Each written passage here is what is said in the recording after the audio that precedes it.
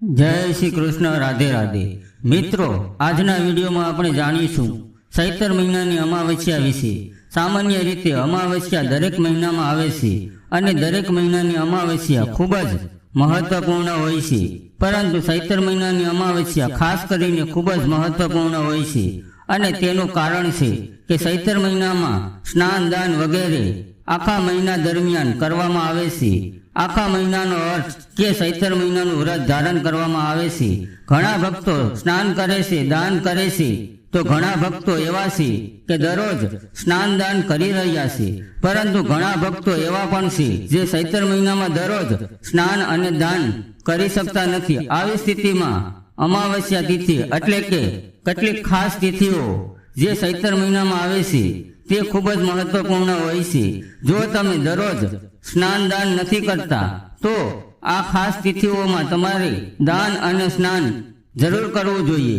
જેમ કે ચૈત્ર મહિનાની અમાવસ્યા, પૂર્ણિમા, એકાદશી, ચતુર્થી, અષ્ટમી, બંને પક્ષોની ત્રયોદશી, માસિક શિવરાત્રી અથવા ચતુર્દશી, દરેક મહિનામાં આવતી આ તિથિઓ ખૂબ જ મહત્વપૂર્ણ તિથિઓ છે. આ દિવસોમાં તમે સ્નાન કરી શકો છો, દાન કરી શકો છો, બરાબર છે.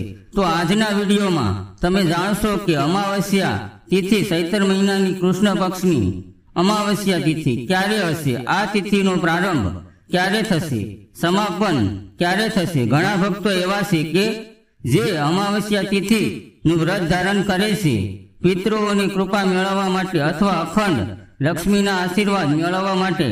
તો પણ તમે અમાવસ્યા તિથિના વ્રત કરી શકો છો. તો આવી સ્થિતિમાં અમાવસ્યા તિથિનું વ્રત તમારે ક્યારે કરવાનું છે, સ્નાન અને દાન કરવાનું શુભ મુહૂર્ત શું છે, કઈ વસ્તુનું દાન કરવાનું છે, કઈ રીતે સ્નાન કરવાનું છે, આ બધી માહિતી તમને આજના વિડીયોમાં મળવાની છે. તો આજનો વિડીયો તમારા માટે ખૂબ જ મહત્વપૂર્ણ છે, તેથી આ વિડીયોને લાસ્ટ સુધી જરૂર જોજો.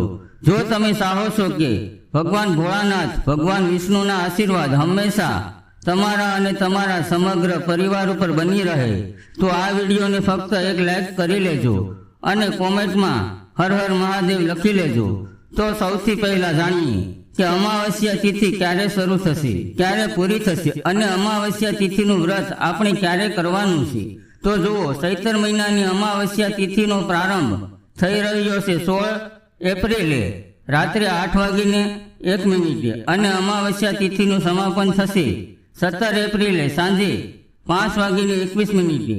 તો સૂર્યોદય કાળની તિથિ અનુસાર અમાવસ્યા તિથિ 16 એપ્રિલ 2024ના દિવસે મનાવવામાં આવશે અને આ દિવસે શુક્રવાર અને શુક્રવારના દિવસે જ્યારે અમાવસ્યા તિથિ આવે છે ત્યારે માતા લક્ષ્મીની વિશેષ કૃપા પ્રાપ્ત થાય છે.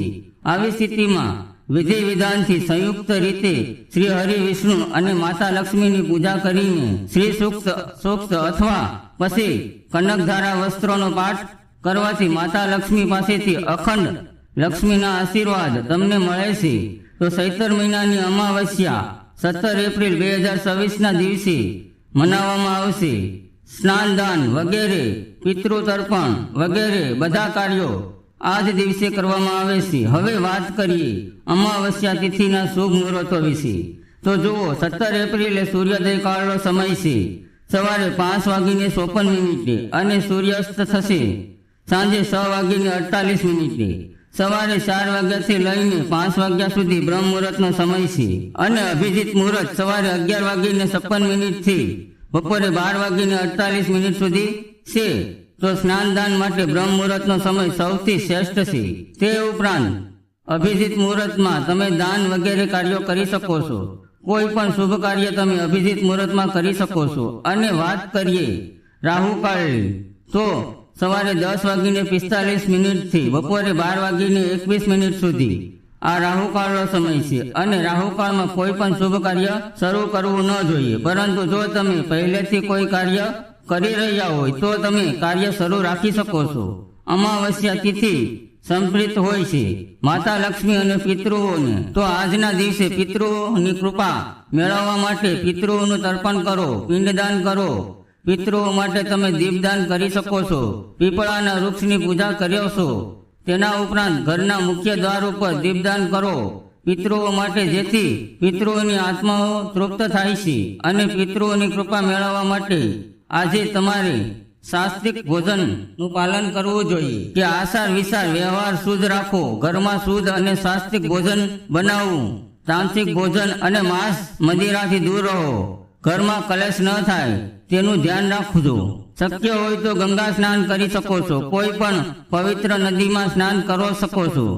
નહીં તો પોતાના ઘરમાં પણ બ્રહ્મ મુહૂર્તમાં તમે ગંગાજળ મિશ્રિત પાણીથી સ્નાન કરી શકો છો અને ત્યારબાદ દાન કરી શકો છો.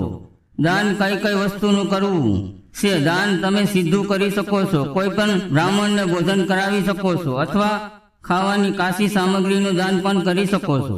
માછલીઓને લોટ નાખી શકો છો, ગાયને ગોળ અને રોટલી આપી શકો છો, કૂતરાને ભોજન આપી શકો છો, દૂધ આપી શકો છો, બ્રેડ આપી શકો છો. તો પોતાની સુવિધા પ્રમાણે, પોતાની શક્તિ પ્રમાણે અન્ન, ધન, વસ્ત્રો વગેરે જે પણ તમારી પાસે શક્ય હોય તે દાન જરૂર કરજો, જેથી તમારા પિતૃઓ પણ પ્રસન્ન થાય છે અને માતા લક્ષ્મીના આશીર્વાદ પણ આપણને મળે છે. તો મિત્રો, આજનો વિડીયો અમાવસ્યા સાથે સંબંધિત હતો અને જો તમે અક્ષય તૃતીયા વિશે જાણવું હોય તો તેનો અમારી ચેનલ પર વિડીયો અપલોડ થઈ ગયો છે, તો એ પણ તમે જરૂર જોઈ લેજો. આશા રાખું છું કે વિડીયો તમારા માટે ઉપયોગી થયો હશે.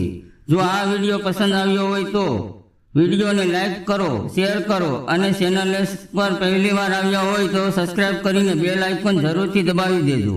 ફરી મળીશું એક નવા વિડીયોની સાથે. ત્યાં સુધી આવજો.